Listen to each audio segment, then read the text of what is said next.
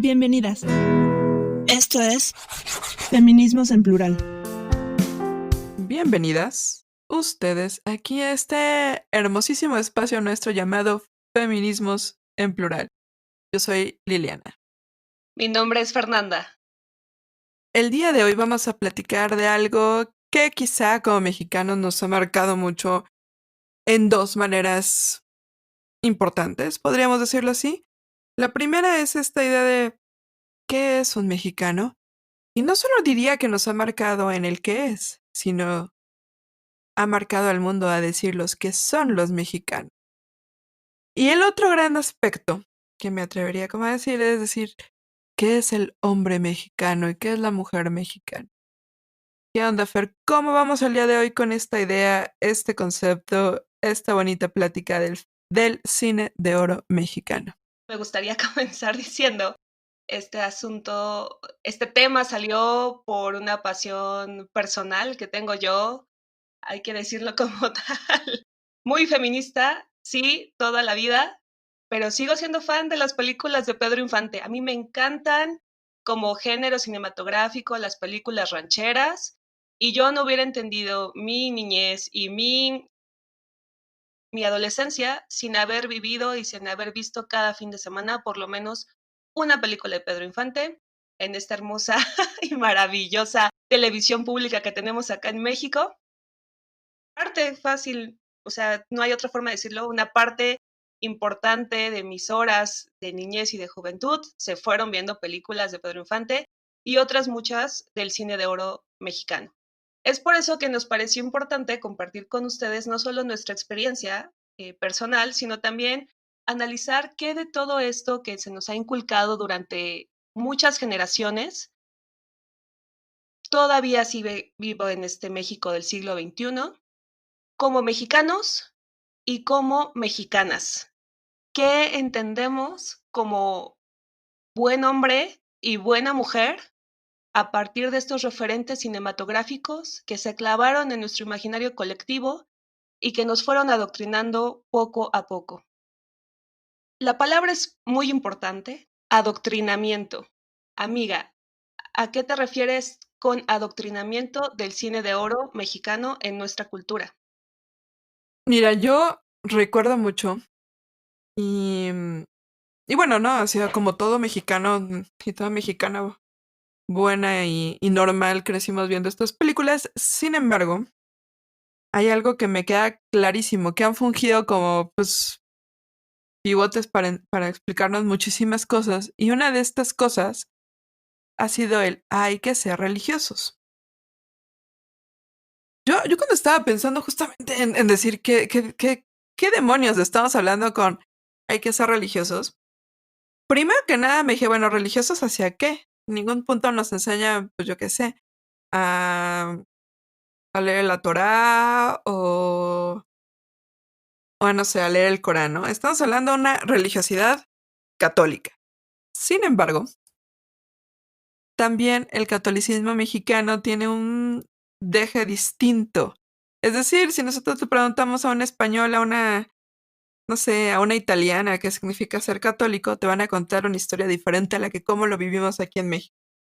Un factor primordial de esta diferencia es ser guadalupano. No es lo mismo ser católico a ser guadalupano o guadalupana. ¿Qué significa ser guadalupano o guadalupana, amiga? Primero, hay que recordar algo. México tiene una especie de catolicismo medio Frankenstein, porque tiene un pedacito o un pedazote del catolicismo clásico europeo. Sin embargo, la otra parte de Frankenstein que tenemos es toda las nociones precolombinas, ¿no? Estas religiones que en algún punto se mezclaron y creamos esta idea o esta religión mexicana. Y entre esos puntos de mestizaje, de combinación, de la nueva idea del catolicismo mexicano, pues está la idea de la guadalupana. Y la guadalupana, ciertas fiestas patronales. Y en estas, pues digo, o sea, esto no es una clase de sociología y porque si no aquí nos podríamos echar horas. Sin embargo, en el cine sí es bien importante, bien claro cómo, una, las fiestas patronales son estos elementos en los cuales, pues pasa mucha parte de las películas, sobre todo cuando las sitúan en pueblos, y la otra es a la guadalupana, de cómo van, de cómo el tema de la devoción a la guadalupana es el principal tema de la película, de cómo se adoctrina en este sentido de decir, bueno, es que hay que ser guadalupano y hay que ser católico y hay que ser mexicano, como si estos tres fueran sinónimos. Y pues podemos ver, ¿no? Cómo también en estas vecindades pues de esas épocas se ve a Guadalupana como el centro, como de la vida comunitaria en estas viviendas, o como el centro ya de las viviendas en lo particular, o de los cuartos donde habitaba. Pues Pedro Infante, ¿cómo era? Pepe el Toro, o no sé. El señor Pepe el Toro, por favor.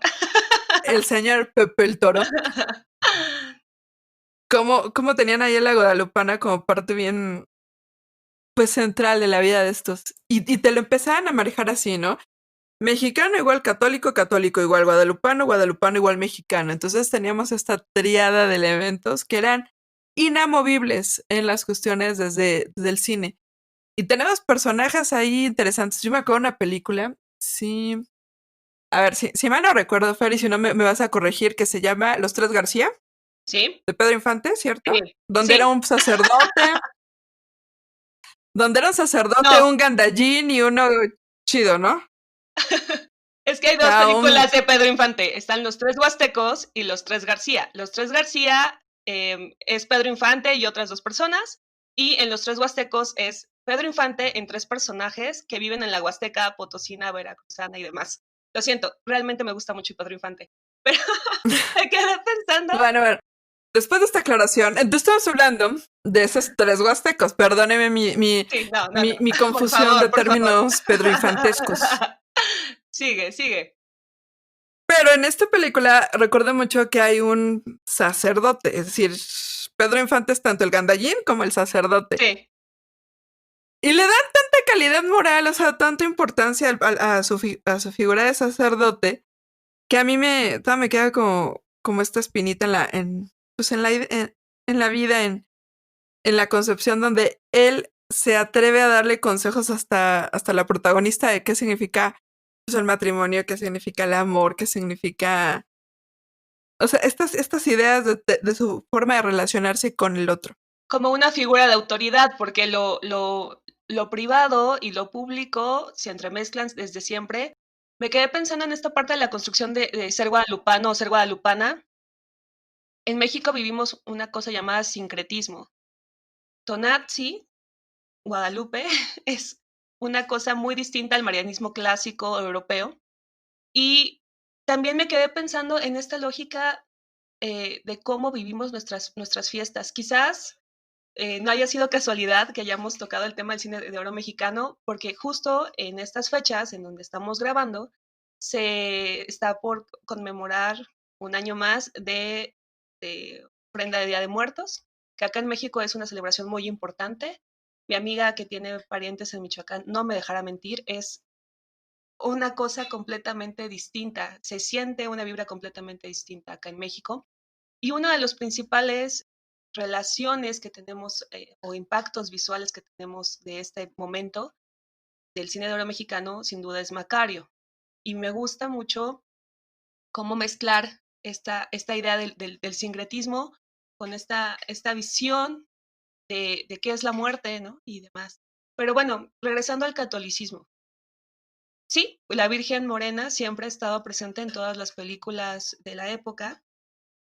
Y también siempre ha estado presente la lógica de que nos puede salvar, de que nos puede ayudar en momentos difíciles. Bueno, hasta la fecha hay una serie de televisión, no sé si llamarla así, serie de televisión, que se llama La Rosa de Guadalupe, que sale todos los días, ¿no? Ay, pensé que eran sketch de secundaria.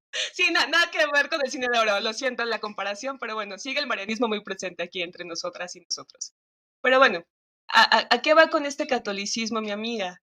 El asunto de el padre se mete en todo, ¿no? El personaje de Pedro Infante en esta película se mete en la vida privada de esta chica y le dice cómo ser una buena mujer. ¿Por qué? Ahora vamos viendo, ¿no? Sí, y fíjate, antes de como continuar con este punto, quisiera retomar lo que estabas comentando, que me quedé pensando en esta lógica de Día de Muertos, Macario, y me acordé, así me vino a la cabeza, una película que hace un par de años fue furor internacional, esta película de Disney. Y digo, no voy a decir que es buena, no voy a decir que es mala, no me voy a meter en esto. Sin embargo, estaba pensando en lo siguiente. Una, que esta es una de las caras que México le tiene al mundo. Hace no mucho hablaba con una mujer de España y me comentaba, pues es que yo pensaba que una de las principales fiestas que tenían o la principal fiesta que tenían era Día de Muertos. Y al mismo tiempo yo estaba pensando en esta película que al final del día sus principales personajes, sobre todo en el más allá, o pues son las figuras o los elementos que evocan, que recuerdan, que de cierta manera son una, pues no copia, pero sí están fuertemente inspirados con estos actores del cine de oro mexicano. Entonces sí me quedé, o sea, pues vamos a empezar como a ver esa idea de México, cine de oro mexicano, y ahí otra vez jalamos el punto del guadalupano, de la buena mujer, de qué es una mujer, de cómo se da. Y entonces, y ahí yo creo que está lo peligroso del cine de oro mexicano, digo, fuera de que nos guste o no nos guste, de que está esta línea bien trazada. Es decir, un buen mexicano es ese que está, o sea, un mexicano es el que está en las películas del cine de oro. El cine de oro te dice lo que es un buen mexicano, que ya lo conocemos, es el macho, borracho, mujeriego, cantarín, alegre, Broncudo. broncudo, gracias, que se la ve en la cantina y pues tiene poco nada de respeto, que yo, de hecho, me acordé otra película de estas de Pedro Infante, que me choca el final y por eso me cae gorda. Me gusta la película, pero no tolero el final, que es esta del inocente, Ajá. donde al final le dice a la mujer, o sea, ese es el gran, híjole, lo detesto por el final. Que, si no la han visto, alerta de spoiler, donde le dice, bueno, pero te vas a quedar conmigo porque yo quiero una esposa y vas a estar conmigo, pero sí me vas a hacer de comer, o sea, sí me vas a cocinar. Y ella es una chica rica que no, o sea, que no vive en este punto, en este contexto de que ella no es alguien que le sirva a un hombre y se redime ante la sociedad, ante el amor al momento de servirle. O sea, es horroroso, pero bueno. Y aquí Realmente estamos, te ¿no? disgustan. Sí, la odio. Me gusta la película, detesto el final, porque se me hace como el final más triste para ella y lo ponen como final alegre, pero bueno, esa es otra historia. El Ajá. punto es al final del día, ese es como mexicano igual a cine de oro igual a buen mexicano igual a un macho desgraciado. Y al revés, cine de oro, México igual a cine de oro igual a buena mujer a, pues ya lo platicaremos ahorita. Pero es decir, por un lado está como muy pegada la identidad nacional con el cine de oro y por el otro lado pues están pegados nuestros vicios como país con el cine de oro. ¿O qué onda? Pero tú cómo ves esta buena mujer mexicana? Bueno, es evidente que la noción de macho mexicano llevada al cine con Pedro Infante no es solamente un actor, no es solamente un personaje, son más de 50 películas que hizo este referente de la cinematografía nacional, pero también hay otros componentes, ¿no? No, vaya, en algún momento más adelante estamos planeando hacer un programa sobre nuevas masculinidades, ¿no? Pero en este momento me gustaría entrarle por el lado de los arquetipos femeninos. ¿Qué es un arquetipo, Fer, primero? Un arquetipo es un modelo de una cosa, tiene que ver con un modelo que se reproduce película tras película. Entonces, digamos, nuestro proyecto es de media hora, no nos alcanza el tiempo, ¿no? Para abarcar muchas cosas, pero bueno, me gustaría tratar en 3 niveles, ¿no? El primero, no hay otra forma de decirlo, así que solo lo diré. Prostitutas y vedettes. Vale la pena recordar, creo que la primera película sonora mexicana, esta película llamada Santa, que está basada en un libro, y creo que también fue obra de teatro, no estoy muy segura. El caso es que nos cuentan la historia de una mujer que se entrega a un hombre y que por haberse entregado a un hombre nunca más puede volver a entrar en sociedad, nunca más puede ser reconocida como una mujer de valor y termina sus días de manera muy trágica, a pesar de que conoce el amor y a pesar de que haya alguien que la puede proteger y cuidar. Como ella ya está marcada de por vida por haberse entregado previamente a un hombre, jamás va a poder redimirse ante la sociedad y siempre va a estar marcada como una prostituta, ¿no? Cosa distinta el asunto de las vedettes, por ejemplo, Tongolele, ¿no? Son mujeres de la vida nocturna mexicana que atraen muchísimo la atención de los hombres, son mujeres súper eróticas, súper sensuales, no necesariamente tienen que mostrar todo su cuerpo. Lo sugerente de sus atuendos hace que te llamen la atención, que quieras aprender a bailar para empezar, ¿no? No, sí, es que se movían de una manera impresionante. Y cuerpos, también eso ya lo trataremos en otro programa, pero los cuerpos de estas mujeres son impresionantes, son mujeres que tienen carnita también, ¿no? Y que tienen caderas y que tienen curvas, que después pues eso se va perdiendo. Y bueno, finalmente algunos íconos como el papel que realizó Silvia Pinal en Viridiana, que no solamente te cuestiona la lógica de lo que es ser una buena familiar, una buena cuidadora, sino qué pasa cuando estas mujeres se erotizan, ¿no? ¿Por qué cambian? ¿Por qué dejan de ser buenas mujeres? ¿No? En este sentido, la construcción de este binarismo, ¿no? O eres muy, muy buena o eres muy, muy mala, el terror, ¿no? De las pistas de baile, eres el terror de los hombres porque eres una mujer muy erótica, ¿no? Y puedes pervertir, ¿no? La moral del hombre, ¿no? Por otro lado, está también esta lógica de reproducción del marianismo del que veníamos hablando, ¿no? Sara García, Marga López, estas mujeres que, Dios, cómo sabían chillar y cómo sabían apapachar, ¿no? Sara García es la abuelita que todo el mundo conoce, que todo el mundo recuerda, pero ¿cuántas películas no tenemos de ella en la que ella, de manera muy abnegada, tiene que ser la gran madre, la gran cuidadora de todos los hijos, los nietos, los que sean que lleguen a su casa? Siempre tiene que estar dispuesta a servir de comer a quien sea quien llegue y está, ni modo, predestinada a sufrir, ¿no? Y a cuidar al otro. En el caso de Marga López, me gusta mucho esta película de Salón México, tiene una fotografía increíble, pero igual, ¿no? O sea, cuando los hijos se van más adelante, ¿no? Más adelante en su carrera cinematográfica, o Corona de Lágrimas, que tú dices, bueno, tenemos grandes actrices mexicanas que siguieron esta fila, ¿no? De ser la mujer buena, buena, buena, buena, buena, y que dan ganas de decir, por favor, recrimínales algo a tus hijos, no te pases. Pero no todas lo van a Pero hacer. tengo una A duda. ver, cuenta. ¿En qué momento? Es que, a ver, es algo que a mí me causa, híjole, no sé la palabra, terror, asco. ¿En qué momento la parte de ser buena significa sufrir? Exacto. Aguas. Porque eso sí está claro ahí. O sea, no digo que tú lo digas, lo vemos en estos patrones de mujeres en que la buena sufre. Y sufre en señor sufre. Y la mala la van a hacer sufrir la sociedad. O sea, ella va a ser, o sea, en tanto que eres feliz, la sociedad te va a recriminar. Pero si tú sufres, si eres triste, infeliz y desgraciada porque te va a ir mal en la vida, la sociedad te lo va a premiar.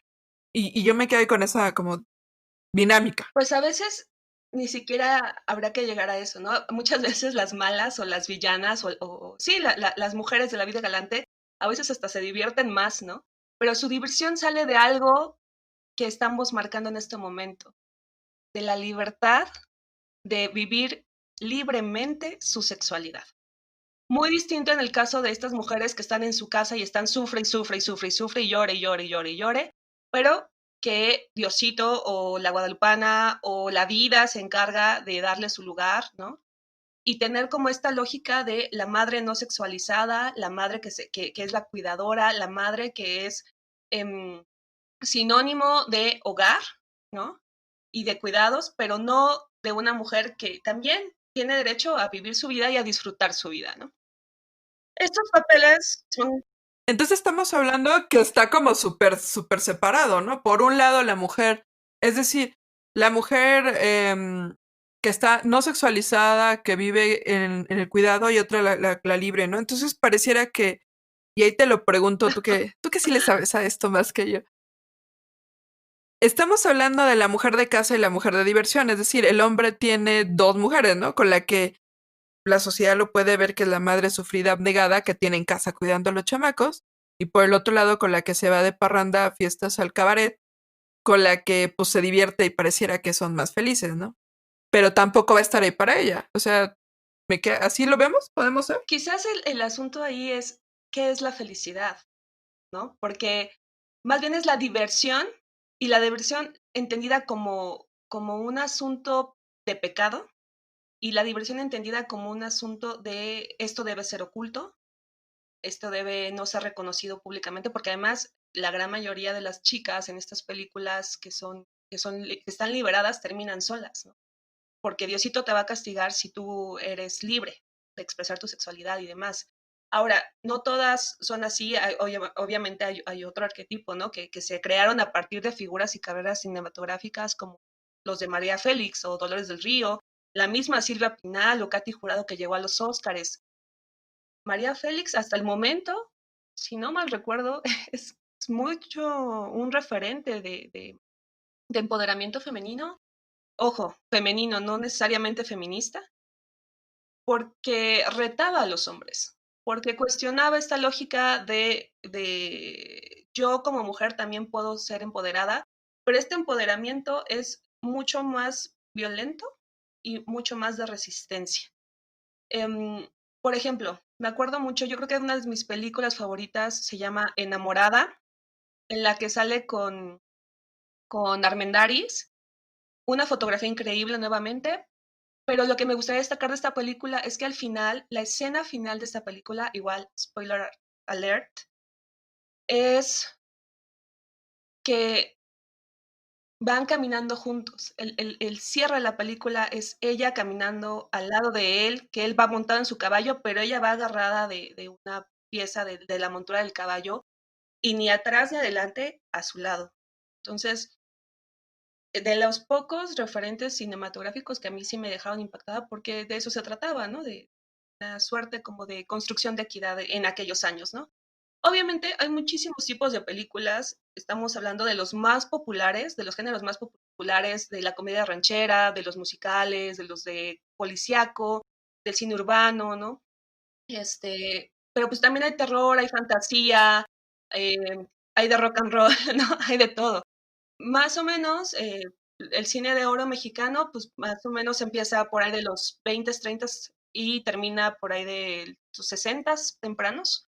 Y creo que también tiene que ver con, con la llegada del color, no sé por qué, pero dejaron de tener este impacto visual las películas de blanco y negro, que para mí, pues sí significan otro tiempo y otro lugar, ¿no? Entonces, bueno, más allá de estos arquetipos, creo que es importante desde el siglo XXI resignificarnos. ¿Qué significa en este momento ser una buena mujer? ¿Qué significa ser una mala mujer? ¿Y qué de estos arquetipos han quedado en nuestro imaginario colectivo, amiga? Como dices, en algún punto hablaremos de masculinidades, esperemos. Sin embargo, el tema del macho mexicano sí es algo que todavía hoy trasciende. Todavía hoy se ve, no en todos lados, obviamente, pero sí se ve como algo deseable. Inclusive hay quienes todavía suspiran, como tú comprenderás, por Pedro Infante. Pero no es un suspiro por él, Ah, amiga. O ok, sea, ok. realmente me parece que como un estereotipo de género marcó una parte importante de la historia de la cinematografía nacional. Como personajes me parecen muy interesantes cómo fue construyendo, ¿no? Una forma de entender la masculinidad en aquel entonces. Y físicamente sí, yo no puedo decir que no me gustaba, a mí sí me gustaba, ¿no? Entonces no es como un suspiro en silencio y ya como me quedo en mi casa suspirando, ya, no, güey, o sea, es como otra cosa distinta. Es entender que hay patrones, hay conductas que se nos fueron quedando, ¿no? En nuestro imaginario individual, en nuestro imaginario familiar, en nuestro imaginario colectivo, y entender por qué seguimos pensando, si es que seguimos pensando en esta dicotomía entre lo que significa ser bueno, ser malo, ¿no? Y ser mexicano. Y ser mexicana también. Claro, y ahí es donde está, creo que lo rico un poquito de este cine de oro, que pues nos deja como entrever estas telarañas, estos hilos y estos elementos que en algún punto nos dijeron, es que es así. Y se vale que fuera en ese momento decir, es que esto es así, y ahorita como ponernos a plantearnos, decir, bueno, ¿qué de esto sí me gusta, qué de esto no me gusta, y qué de esto necesitamos para reentender otra vez lo que significa ser mexicano? Y sobre todo, ¿qué significa ser mexicana, ser buena mujer, ser buena ama de casa y ser divertida? Yo creo que sobre todo la parte de la mexicanidad, sí ha sobrevivido muchísimas cosas todavía del cine de oro. Y estas ideas de la buena y la mala mujer todavía están muy presentes. Estas, quizá ya no tanto con el tema de la virginidad, como comentabas, Fer. Sin embargo, sí con el tema de, bueno, es que anduvo de loca y ahora pues no consigue marido. O, o esa me gusta, ¿no? O sea, anda de loca, se casa y se le quita y se vuelve santa. Esta sí la he escuchado. Y hay una serie de cosas donde se replantea como estas ideas de, bueno, es que pues ya está como manchada, ya está como mala. Y también con el punto de la maternidad en el sentido mexicano, es muy evidente que sigue muy vigente estos aspectos de la madre que, por ejemplo, el Día de las Madres, el 10 de mayo, pues le sirve a todos y ella cocina, ella lava, ella prepara, ella hace todo y los hijos ahí pues llegan a comer. Y se vuelve no en el Día de la Madre, sino en el Día de la Madre que sirve o en el Día de la Madre que también te venden los medios de comunicación, que le sirve, que atiende, que hay que agradecerle porque al final del día le está dando todo por ti, ¿no? Entonces creo que al final de cuentas, este cine de oro sigue muy vigente, estos arquetipos, como decía, siguen muy vigentes y creo que es momento de empezar a tomarnos un momento para reflexionar en lo que decimos, en lo que hacemos y cómo construimos nuestra idea pues, de mujer y maternidad y mexicanidad y a partir de ahora decir, a ver, aguanta.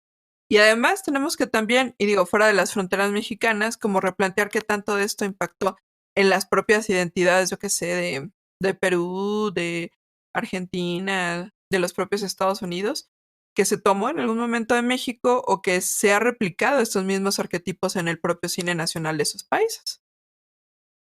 Bueno, es evidente que el cine de oro mexicano no hubiera tenido el impacto que tuvo si no hubiera estado este asunto que se llama Milagro Mexicano, que tuvo realmente un apoyo significativo el cine mexicano de aquel entonces en la creación de películas, por ejemplo, pensando en los estudios Churubusco y demás, ¿no? Y también tuvo una enorme influencia, ¿no? Este, del cine de Hollywood. Entonces, bueno, son contextos y demás. Respondiendo a las incógnitas planteadas, yo creo que hasta la fecha lo que observamos mucho de este asunto de, lo que lo comentamos, ¿no? En alguna otra ocasión, el asunto de las mamás luchonas. Bueno, y si la niña se quiere ir a una fiesta, y si la niña es joven, ¿por qué no puede hacerlo? ¿Por qué es juzgada? Porque tiene que responder este patrón histórico, socialmente construido de que las madres buenas son las abnegadas, las que se quedan en casa 24/7, las que no trabajan. ¿Por qué? Ahora, una mujer que se divierte, ¿no puede ser también una buena mujer? Nuestro imaginario colectivo seguimos pensando que las mujeres de la noche, es más, el simple hecho de decirlo, ¿no? Mujeres de la noche. Bueno, si yo salgo de fiesta un día y regreso a 3 de la mañana ya en automático soy una mujer de la noche, pues claro que no, simplemente me dieron ganas de salir a vivir mis años de juventud y se acabó, ¿no? Pero nos siguen impactando mucho esto. Y también la idea de familia. La idea de familia es este monstruo enorme que se va, que donde come uno caben tres, ¿no? Y no importa si ese tercero se pasó de lanza contigo cuando eras niña, igual se sienta junto a ti, ¿no? ¿Por qué? Porque se ha considerado que estas como grandes comilonas y esta gran oportunidad para la convivencia, como vénganse todos y todas a comer en este mismo espacio, ¿no? Para compartir y demás. Y además, muévele a la televisión y ponle play, ¿no? Porque todo el mundo se siente hasta cierto punto cómodo y familiarizado y como en casa cuando ve este tipo de películas, ¿no? De unos años para acá yo he convivido más con mi mamá y me acuerdo, bueno, a ella le encanta también el cine de oro, pero pues ya empiezas a ver otras películas que no sabías que existían. Entonces, cuando empiezas a explorar más allá de Pedro Infante, más allá de Viruta y Capulina, más allá del Mantequilla, de Cantinflas, de Clavillazo, ¿no? te das cuenta que hay mucha más propuesta en el género cinematográfico y que muchas de estas películas no tuvieron el impacto porque no se les dio el suficiente apoyo y ahorita, gracias a la magia de Internet, tienes la posibilidad de conocer otras propuestas que también son de esa época, que ganaron premios y que desafortunadamente nuestro hermoso canal público por excelencia no las retoma porque si en su momento eran polémicas, ahorita son disruptivas porque no es cómodo ver algunas películas que no embonan, ¿no? En esta visión clásica del cine de oro mexicano. En fin, ¿con qué te gustaría cerrar, amiga? Con que tenemos que replantearnos nuestra propia identidad nacional y sobre todo nuestros propios conceptos de mujer y hombre, que nos enseñaron en las películas mexicanas. Hay que aprender a verlas, disfrutarlas, pero tampoco comprarnos lo que nos dicen. Y pues con esto me quedo, Fer. ¿Qué onda? ¿Tú con qué cierras el día de hoy? Pues a mí me gustaría ver como se ve muchas veces ahorita actualmente, ¿no? Algunas propuestas creativas, tanto en el cine como en la música, el teatro y demás. Veamos las películas, disfrutemos las películas, pero tengamos siempre en claro el contexto en el que fueron grabadas, lo que incentivó que se distribuyeran, que cierto tipo de gobiernos mexicanos estaban atrás impulsando este tipo de películas y este tipo de narrativas, sí, para la construcción de un orden social, para el respaldo a un régimen político, pero también para marcarnos el deber ser de las mujeres y de los hombres. Cuando tú ves una película desde esa perspectiva, una, la disfrutas más y dos, te das cuenta que una película de 2 horas o de hora y media no tiene por qué marcarte y no tiene por qué definirte. Cuestiona el contenido desde el presente, pero sin una forma peyorativa al pasado, ¿no? Sin ver de manera, sin juzgar desde el presente, vaya, hacia allá quiero ir, ¿no? Lo mismo va a pasar en 20 o 30 años, seguramente en 20 o 30 años el reggaetón va a ser visto como algo no tan misógino, o quién sabe, ¿no? Igual en 20 años ya estamos en la utopía de Feministland, quién sabe, ¿no? Pero sí es importante entender que no se puede desarraigar una obra de su contexto histórico. Y bueno, eso sería todo de mi parte. Mi nombre es Fernanda. Aquí se despide Liliana. Buenas lo que corresponda. Hasta la próxima. Gracias por escucharnos. Hasta la próxima semana. Síguenos en nuestras redes sociales, Facebook, Twitter, YouTube e Instagram.